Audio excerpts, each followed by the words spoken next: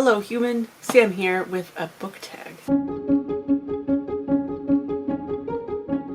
I have my list that I wrote down, even though I do have my cellular device to tell me the questions.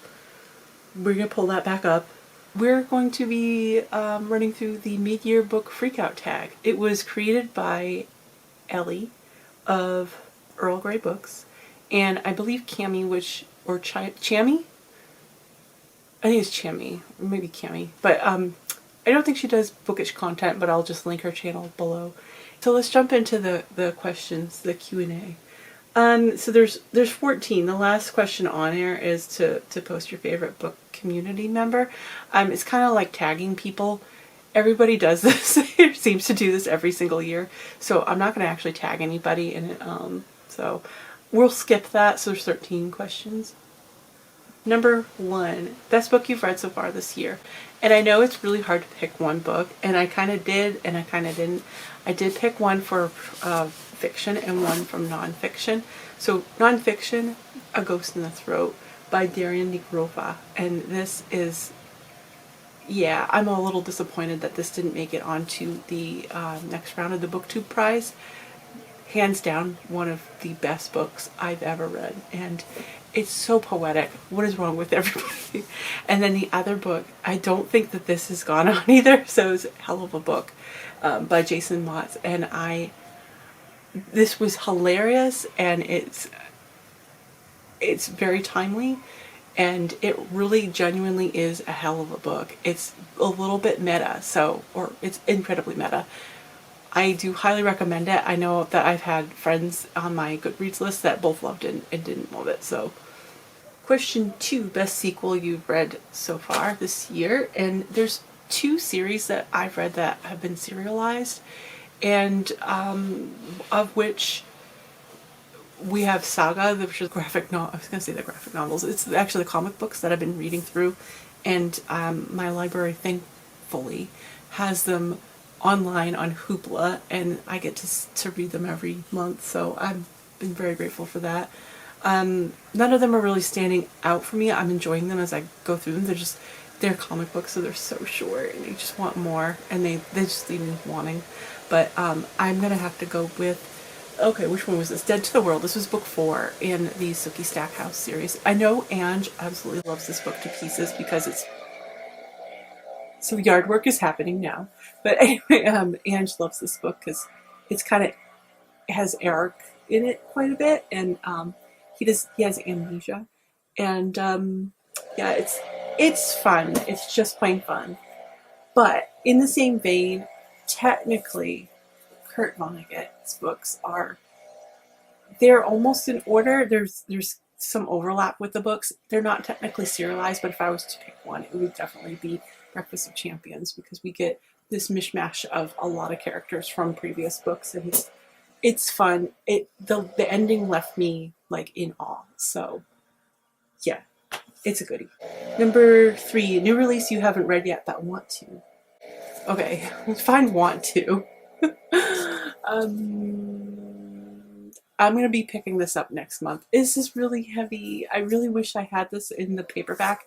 And I think it is available now if you order it from Blackwell. So I recommend that, because this thing is a brick. I'm gonna put it over here because Takarcha could be like that.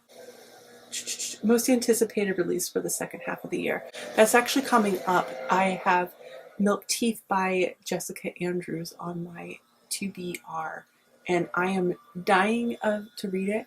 And I'm incredibly jealous of Ange, because she apparently did get the like an advanced reader edition, and I'm kind of jealous. But I mean, I'll pre-order. I can wait a month. It's coming out next month. I can wait. Biggest disappointment.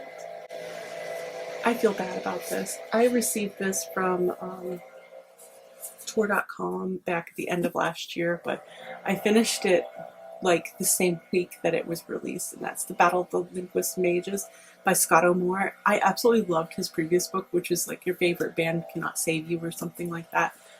I'll put it here. Woo!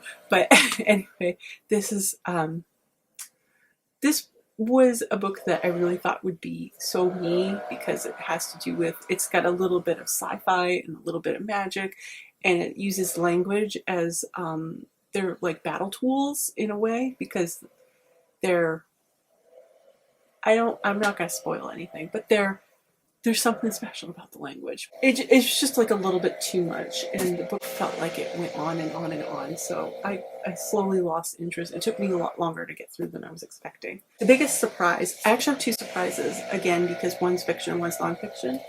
The first of which was How Amazing is Mother Night by Vonnegut. I think this is, I want to call it the dark horse, but so many people put so much focus on Cat's Cradle, Breakfast of Champions, and Slaughterhouse-Five as like their favorites of his books. This is one of the best things ever written. I have no. This is definitely one of my favorite books this year, and it's going to be in my favorites at the end of the year. I can promise you that much.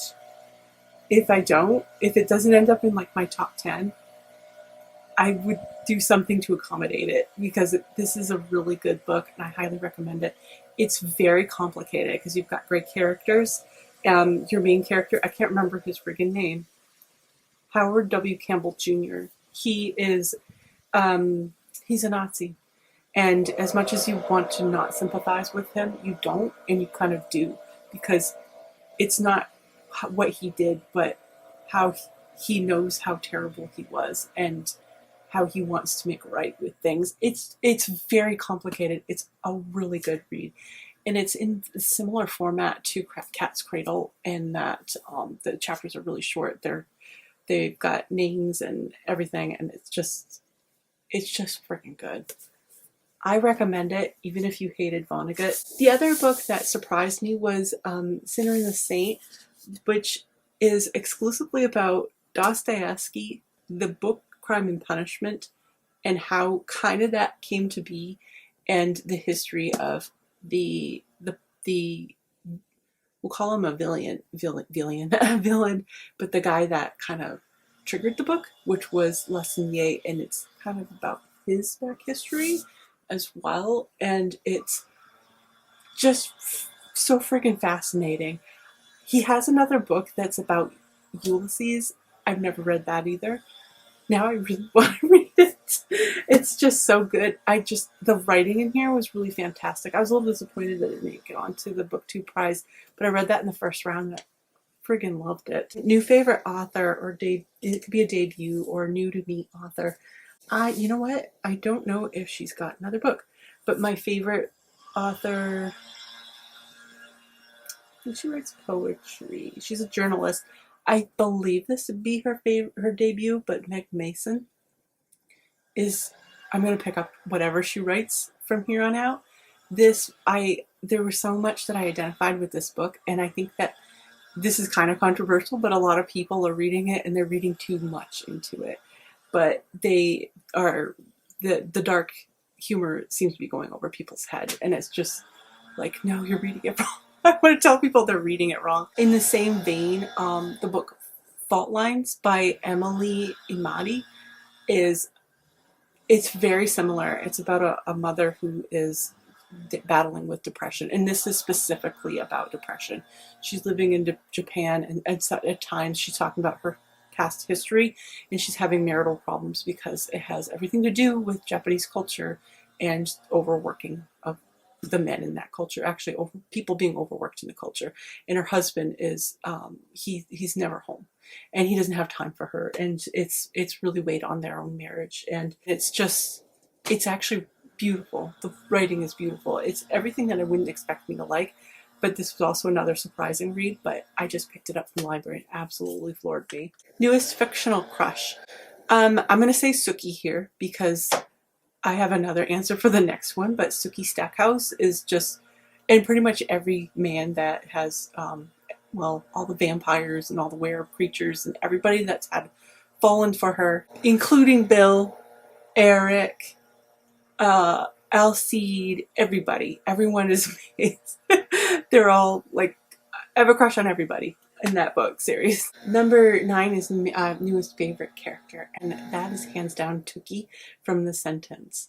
she's just such a refreshing character because she has a great balance of like she has run-ins in her past, so you get a little bit of that, but it's her narrative voice in the book that comes across, and it's just I just loved it.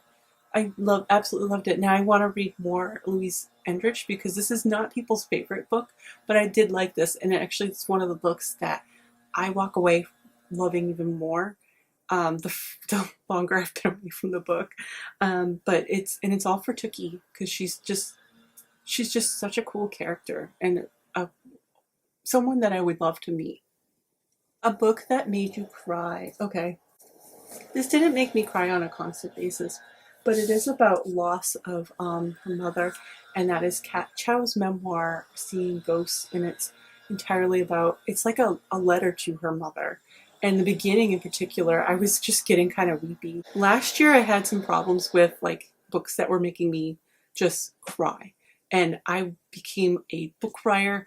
This year I think I've got that under control a little better, but this book definitely for sure got me, and that was early on in the year. So I think since then things have calmed. So if there are any books that made you cry, I will be keeping an eye out because I think I'm due for a really good cry. It's been a while since I've cried. Number 11 is a book that made you happy, and there's actually, I have two responses to this. The first of which, I was, we're all had bookish withdrawals from Saga, and I was thrilled to pieces when that finally returned in January.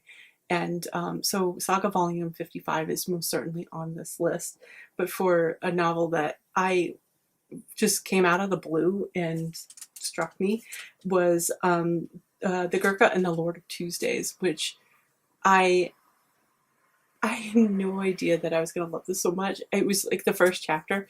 It's just silly and fun, but at the same time, it does have some serious moments, and it does discuss some things like surveillance and caste systems, which are quite serious, but the topic is taken with a light approach, and it's very interesting social commentary. I absolutely love it, and I do recommend it if you're into science fiction, especially if it's like really weird, almost like I want to call it climate sci-fi too. It almost classified in that realm too. And number 12 is the most beautiful book you bought so far this year or was gifted, and I have two responses to that. The first is the most conventional with Still Life, and this is continuing on to the book on the BookTube prize. And I bought this cover. I bought the book recently. I actually audiobooked it, and I want to reread it at some point because it was lovely. I loved the characters in this book. But yeah, look like the Italian tiles, and we have Parrot in the middle. And then the other one that I have here is a little unconventional, and it has beauty in its own respect. This is a book that I'm going to be reading for my Vonnegut book thing this month. But this is what I wanted to show you, because we've got, that's freaking gorgeous. Tell me that's not gorgeous. Yeah. Number 13, what books do you need to read by the end of the year? I'm following along with Kieran's TBR Takedown. I started back in April, but I didn't actually read the book in April. So then I plan to read the books in May, and I didn't actually read the books in May either. I have those two books, which are these guys. I Don't Expect Anyone to Believe Me, which is translated from Spanish, and then I have this book, Before My Actual Heart Breaks by Tish Delaney, and this is about growing up during the Troubles in Ireland. And then this month, I just recently chose it, and it was because it was at the top of the pile, and that's The Sojourn by Andrew Kryback, and he's a local author to me. So, and it's also wicked short, so I'm hoping that at some point I will have read these three books and also the other books that are in my TBR tackle list, which I can post a link to my Instagram down below, but I'll put the picture of the stack here. You're welcome to pause it. Yeah. And that's it. Yay, we got through the tag. And happy June, happy mid-year, happy Pride Month, and we will be seeing you soon with another video. I hope that if you do this tag, if you're not planning to do this tag, let me know what book you're anticipating to read at the end of this year, or in the second half of this year rather. I'm just going to go out and assume that everyone else is going to be doing this tag soon, and I will be most certainly watching your tags because this is one of my favorite tags to watch. So enjoy this. I hope that you had a great time.